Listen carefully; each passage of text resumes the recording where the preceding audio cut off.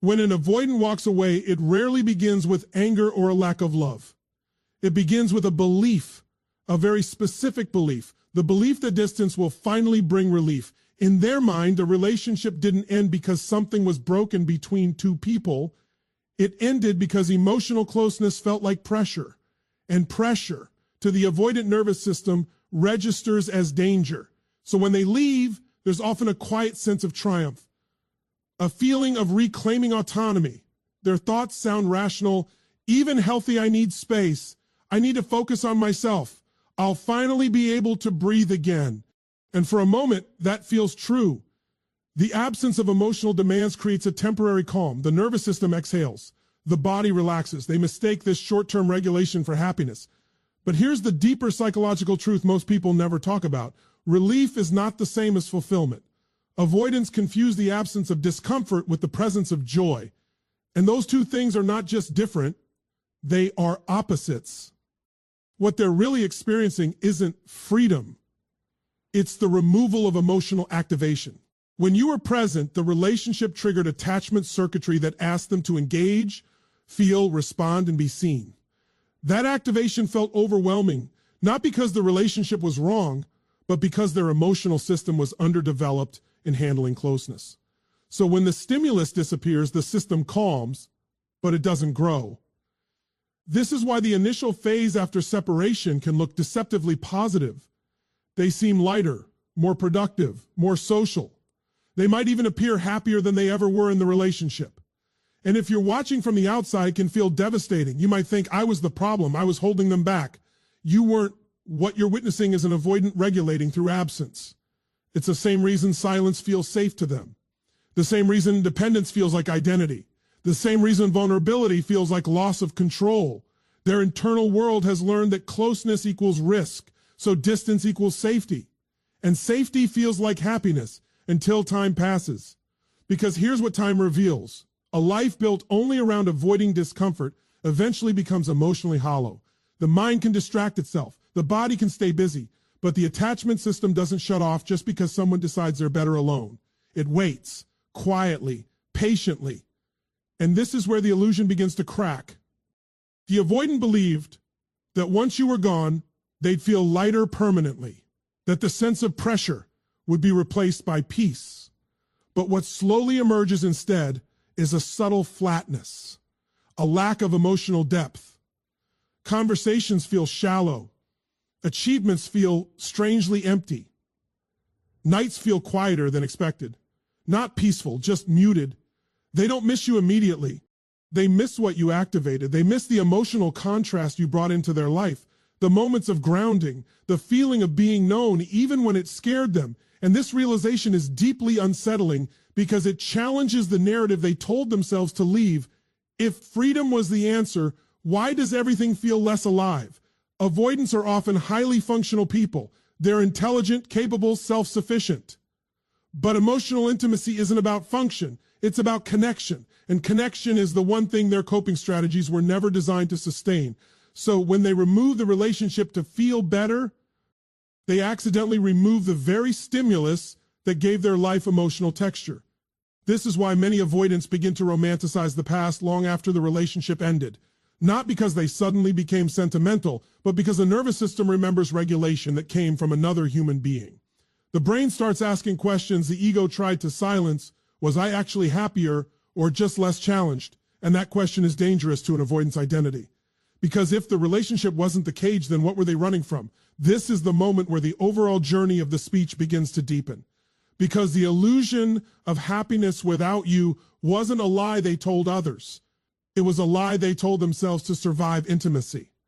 And once that illusion fades, everything that follows, the delayed grief, the comparisons, the loss of control, becomes inevitable. They didn't leave to find happiness. They left to escape discomfort. And the moment they realize those are not the same thing, their entire psychological framework begins to shift. And here's the truth I want you to sit with. When someone confuses safety with happiness, they will keep running until they realize what they've been avoiding was the very thing that made life feel real.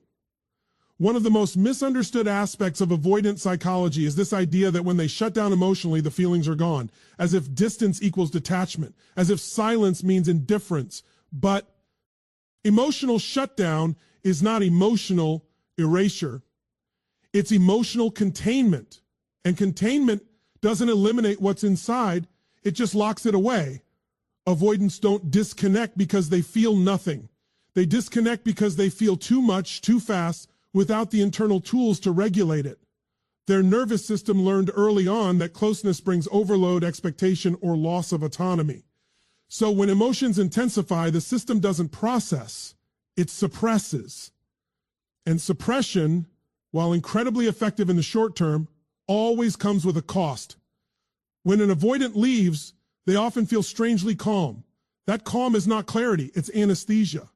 The mind steps in and says, this is logical, this is healthy, this is necessary.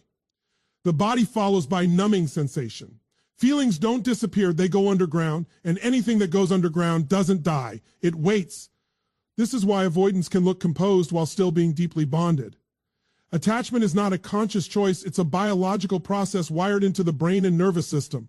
The bond doesn't dissolve just because someone decided to prioritize independence. The attachment circuitry continues running in the background, scanning for familiarity, safety, and emotional resonance. So while the avoidant tells themselves they've moved on, the brain is still encoding you as significant. Your voice, your patterns, your emotional presence, all of it remains stored. The difference is they are no longer are consciously engaging with it. And that dissonance creates an internal split. The story they tell themselves versus the sensations they can't fully silence. This is why avoidants often struggle to articulate what they feel. Not because they lack emotion, but because they lack access. Emotional language requires presence, and presence feels dangerous when your system associates it with vulnerability. So instead of saying, I miss them, the avoidant feels restless. Instead of saying, I feel connected, they feel irritated. Instead of longing, they experience numbness. Numbness is not peace, it's a protective freeze response. And here's where things become psychologically fascinating. The human mind can suppress emotion, but it cannot suppress meaning. The meaning of a bond leaks out in indirect ways, in dreams, in intrusive thoughts, in sudden waves of nostalgia triggered by something trivial, a song, a place, a phrase someone else uses that sounds like you. The avoidant doesn't consciously choose to think about you. That's the part that unsettles them. It happens when they're alone, when distractions fade, when the nervous system is no longer overstimulated. The feelings they avoided don't return all at once. They seep back in quietly, inconsistently, almost politely, but they persist. This is why emotional shutdown eventually becomes emotionally exhausting. It takes effort to keep feelings buried. It takes vigilance to maintain the narrative that nothing mattered as much as it did. And over time, the mind starts to crack under the weight of its own suppression, not dramatically, subtly. They begin to question themselves. Why does this still affect me? Why do I compare everyone to them? Why do I feel disconnected even when I'm free? These questions are deeply threatening to an avoidance identity. Because if emotions are still present, then distance didn't solve the problem, it only postponed it. And postponement is not resolution. What's important to understand here is that avoidants don't suppress emotion because they're cold. They suppress because they don't trust emotion to be safe. And when you were in their life, you didn't just represent love, you represented exposure, being seen, being needed, being emotionally accountable. So when they shut down, they're not rejecting you as a person. They're rejecting the version of themselves that had to feel deeply in order to be close to you. And that rejection creates a quiet grief they don't know how to name. This sets the stage for what happens next in the journey, because emotions that are suppressed don't fade, they accumulate. And accumulation always leads to pressure. Pressure leads to cracks, and cracks are where the truth starts to surface. They didn't stop feeling. They stopped accessing what they felt. And the moment access begins to return, even slightly, the illusion of detachment begins to collapse. And here's the line I want to leave you with. You don't erase a bond by walking away. You only discover how real it was when silence can no longer keep it buried. After emotional shutdown comes something even more confusing, not for you, but for them. Because while most people feel loss immediately, avoidants experience it on a dela. Why? This is where the timeline flips, and where their internal world begins to unravel in ways they never anticipated. At first, there is no grief. There is efficiency. There is structure. There is movement. The avoidant fills their days with activity, logic, and forward motion. Work gets sharper, social plans increase. Distractions multiply. From the outside, it looks like resilience. From the inside, it feels like control. And control is the avoidant's most reliable form of emotional safety. But grief does not disappear just because it's postponed. It waits for the moment the nervous system slows down enough to feel. This delayed grief is not accidental. It's a learned survival response. Many avoidants were conditioned early in life to process emotions privately, quietly, or not at all. Emotional expression didn't bring comfort. It brought dismissal, overwhelm, or consequences. So the system adapted by delaying emotional processing until it felt safe. The problem is, adulthood rarely creates that safety automatically. So after the relationship ends, the avoidant doesn't mourn you. They manage themselves. They believe they're doing well because nothing hurts yet. And that reinforces the original illusion. Leaving was the right decision. But time is undefeated. Eventually, the momentum slows. The distractions lose their novelty. The evenings stretch longer. The mind has fewer places to hide. And that's when the grief begins to surface, not as heartbreak, but as disorientation. They don't wake up missing you in a dramatic way.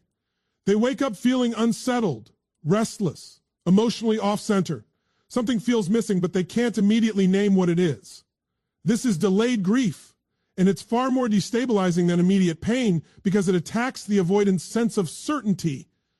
Grief for an avoidant doesn't look like tears and longing. It looks like confusion, like irritability, like sudden introspection they didn't plan for. It shows up in moments of stillness, late at night, early in the morning during long drives. It arrives uninvited. And here's the cruel irony. This grief feels unjustified to them. They believe they chose this. They believe they should feel better. So when emotional weight appears, it threatens their self-concept. Why am I affected if this is what I wanted? That question alone cracks the emotional armor. Because grief isn't just about missing someone. It's about confronting meaning. It's about realizing that what you lost mattered more than your defenses were willing to admit. And avoidants are often unprepared for that confrontation. This is when memory becomes vivid. Not selectively romantic, but emotionally specific. The tone of your voice, the way you regulated them during stress, the emotional consistency you brought into their life without demanding they explain themselves. These details resurface not because the avoidant is nostalgic, but because the nervous system is reevaluating safe. Thank you. And grief deepens when they recognize that what they lost wasn't just a person, it was emotional regulation they didn't know how to generate alone. This realization can be profoundly destabilizing, because if the relationship provided grounding rather than pressure, then the problem wasn't closeness, it was capacity. And that's a harder truth to face. Delayed grief also carries something else, regret. Not necessarily the desire to return, but the awareness that something meaningful ended without being fully understood or processed. Avoidants are often haunted not by what went wrong, but by what never got expressed. The conversations they avoided, the vulnerability they postponed, the emotional risks they never took. And that grief doesn't move quickly. It cycles, it appears, disappears, then returns with more clarity. Each time it surfaces, it challenges the narrative of independence and emotional self-sufficiency. This is the stage where avoidants begin to feel emotionally behind their own lives. Everyone else seems to move forward with ease while they carry a quiet weight they can't share. And isolation deepens, not because they are alone, but because they don't know how to integrate what they feel. This delayed grief is the bridge between suppression and obsession. It's the moment when emotions stop being ignorable but haven't yet found direction. And it's often the first time the avoidant realizes that emotional avoidance doesn't eliminate pain. It simply postpones it until it's harder to control. And here's what I want you to take with you. Grief that arrives late doesn't arrive weaker. It arrives wiser, heavier, and far more honest than anything they felt in the beginning. Once delayed grief begins to surface, something else happens that most people never see, the comparison phase. This is where the avoidant steps back into the world believing they've moved on, only to discover that everything feels thinner, lighter, yes, easier maybe, but emotionally empty in a way they didn't expect. At first, they don't interpret this emptiness correctly. They assume it's just part of being independent again. They tell themselves depth will come later, that chemistry will build, that connection is something you grow into. But underneath those explanations is a growing discomfort they can't quite rationalize. Nothing feels the way it used to. New conversations feel efficient but unmemorable. New connections feel pleasant but shallow. There's attraction but not grounding, interest but not safety. And this is deeply unsettling to an avoidant because they left the relationship believing closeness was the problem, not realizing that closeness was also the source of emotional richness. What they begin to compare isn't just people, it's how they feel inside themselves around others. And this is where the internal conflict intensifies. With you, they felt activated, sometimes overwhelmed, sometimes exposed, but also emotionally ally. V. With others, they feel calm and strangely disconnected, no friction, no intensity, no emotional stretch. And while that sounds ideal on the surface, the human psyche isn't wired for flatness. It's wired for meaning. Avoidants often don't recognize emotional depth until it's gone, because depth requires presence, and presence was the very thing they struggled to sustain. So now, when interactions lack emotional resonance, the nervous system notices the absence immediately, even if the mind tries to dismiss it. This is why comparisons happen involuntarily. They don't sit down and consciously measure new people against you. It happens in micro moments, a pause in conversation that feels hollow, a laugh that doesn't land, a moment where vulnerability could exist, but doesn't. And in that gap, memory fills the space. They begin to realize that what they had with you wasn't common, not because you were perfect, but because the connection had depth they didn't know how to replicate. You brought emotional texture into their life, contrast, grounding, familiarity, challenge, and now that texture is missing. This realization often comes with frustration, not longing, frustration because they believe leaving would expand their world. Instead, it feels narrower, simpler, less demanding, and less fulfilling. That contradiction is hard to sit with. Here's the philosophical layer most people miss. Avoidants don't avoid love, they avoid dependency. And dependency in our mind is weakness. So when they discover that independence feels emotionally sterile, it threatens a core belief they've organized their life around. They begin asking themselves uncomfortable questions. Why doesn't this excite me? Why do I feel detached even when things are good? Why does emotional ease feel so empty? And the most destabilizing realization follows. Emotional depth doesn't come from novelty. It comes from safety. It comes from shared history, from emotional regulation built over time, from someone who knows your nervous system well enough to calm it without trying to control it. That was something you provided, often without even realizing it. The avoidant now sees that replacing a bond is not the same as replacing a person, because bonds aren't interchangeable. They're built through repetition, emotional exposure, and shared regulation. And when those elements are missing, no amount of surface compatibility can compensate. This is where regret quietly enters the picture. Not dramatic, not impulsive, but reflective. They don't necessarily want you back. They want what you represented. Emotional depth without chaos. Connection without performance. Safety without surrendering autonomy. And that combination is rare. So the comparison trap tightens. Every interaction that lacks substance reinforces the memory of what once existed. Every emotionally flat experience adds weight to the question they've been avoiding. Did I mistake emotional chaw? Eng for emotional incompatibility? The stage doesn't always lead to action. Often it leads to silence, internal processing, a deepening awareness that something valuable was lost. Not because the relationship failed, but because they didn't yet know how to stay present inside it. And this is where the emotional arc shifts again.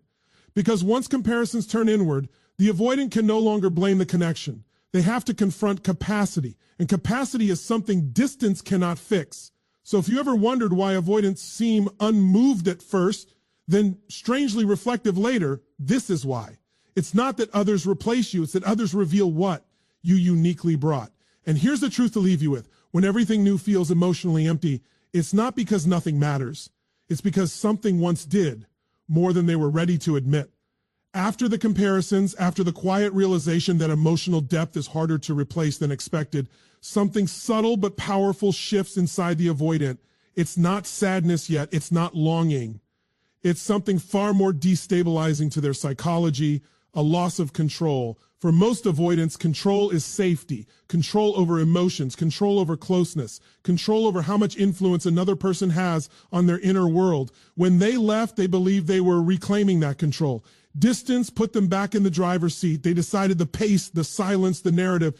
But the sense of control depends on one assumption, that the other person will remain emotionally available, predictable, or at least reactive. When you stop chasing, stop explaining, stop trying to be understood, something in their internal system breaks its rhythm because now they don't know where they stand. The avoidant mind is analytical. It scans for patterns. It anticipates outcomes. It needs emotional predictability to stay regulated.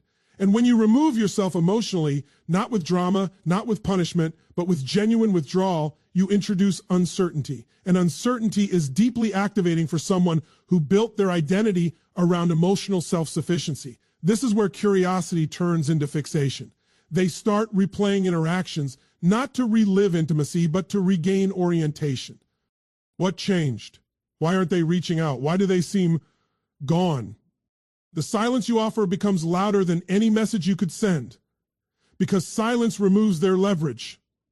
It's important to understand this clearly. Avoidants don't obsess because they suddenly want closeness.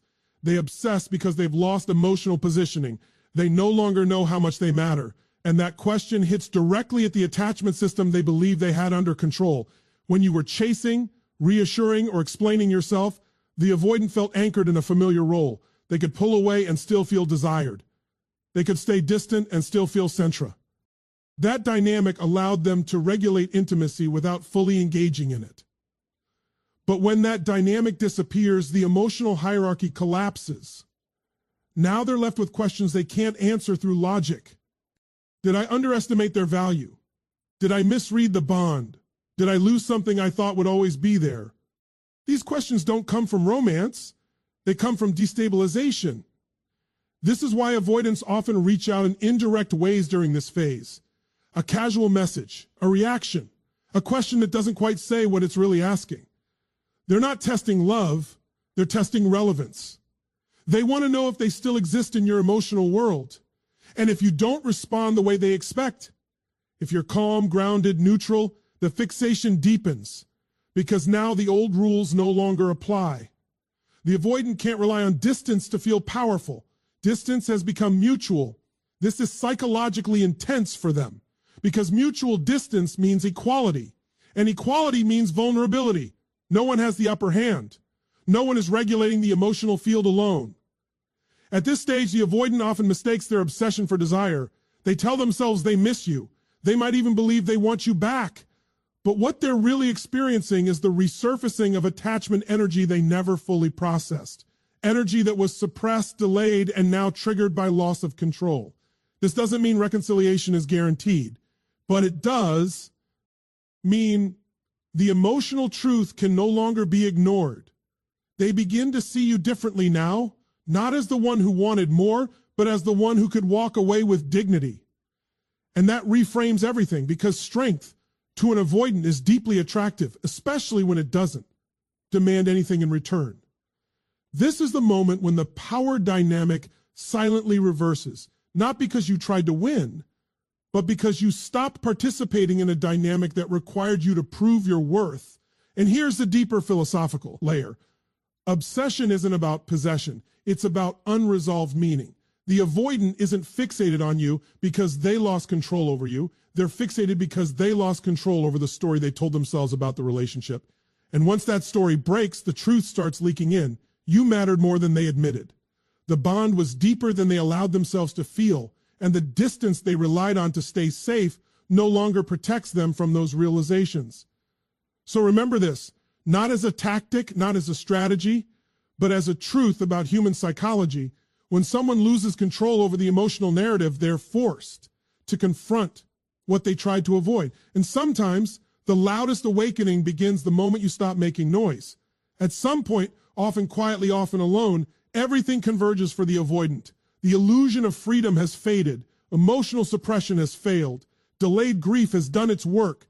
Comparisons have exposed the emptiness. Control has slipped through their fingers. And what's left is a realization they can no longer intellectualize away. You are not the problem. This is not a sudden epiphany. Avoidants rarely arrive at truth through dramatic breakthroughs. They arrive through accumulation. Enough emotional evidence stacks up that denial becomes more exhausting than acceptance, and that's when the final realization settles in, not emotionally explosive, but deeply sobering. They begin to see you not as a source of pressure, but as the source of stability.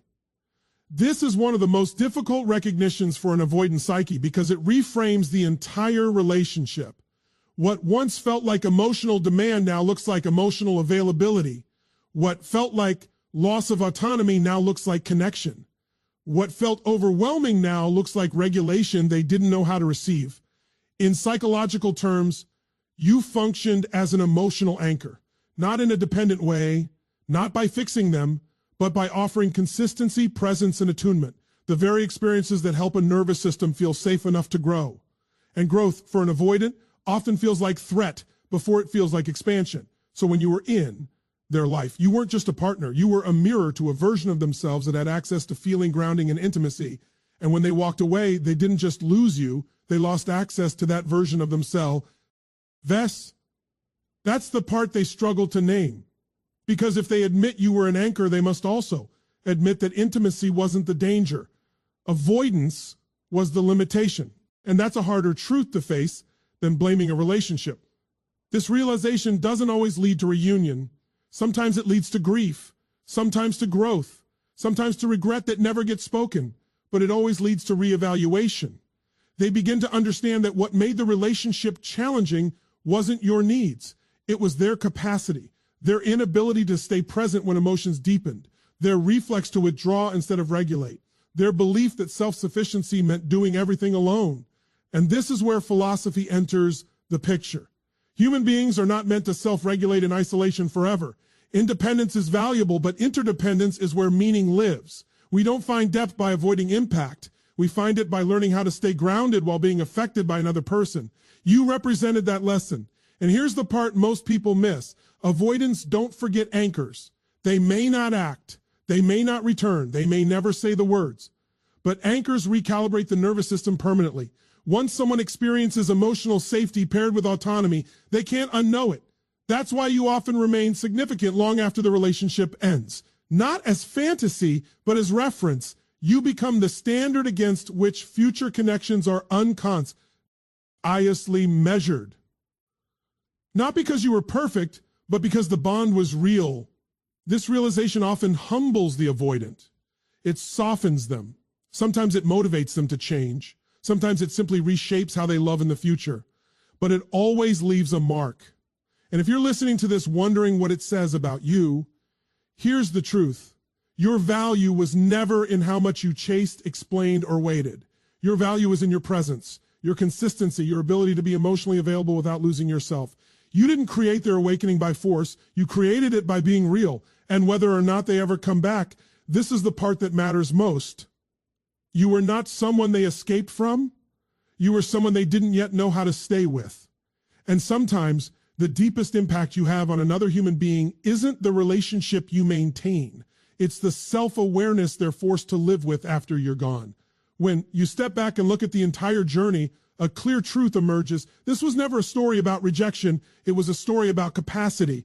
The avoidant didn't leave because love disappeared. They left because intimacy activated parts of them they didn't yet know how to hold. Distance gave them relief, but relief was mistaken for happiness. Emotional shutdown gave them control, but control came at the cost of depth. Delayed grief arrived not as punishment, but as truth catching up with avoidance. Comparisons exposed the emptiness they didn't expect. And the loss of control forced them to confront what silence could no longer hide. Through all of it, one realization quietly took shape. What they thought was pressure was actually connection, and what they thought was freedom was emotional isolation. This doesn't mean every avoidant returns. It doesn't mean every story gets closure. Growth is not guaranteed. Awareness is, and awareness changes everything, even when nothing outwardly happens. If you are the one on the other side of this dynamic, understand something deeply important. Your worth was never measured by how hard you tried to be chosen. You were not too much. You were early to emotional truth. You offered presence to someone still learning how to stay present with themselves. Avoidant relationships often end not because the bond was weak, but because it was strong enough to expose what was unfinished inside them. And here's the final perspective to hold on to. Not for hope, not for waiting, but for peace. You don't need someone to recognize your value for it to be real. You don't need closure from someone who was still avoiding themselves. And you don't need to shrink your depth to make someone else feel safe. Some people come into our lives not to stay forever, but to awaken something permanent, awareness, growth, emotional truth. And sometimes the greatest confirmation of your impact isn't what someone gives you back. It's who they become after they lose you.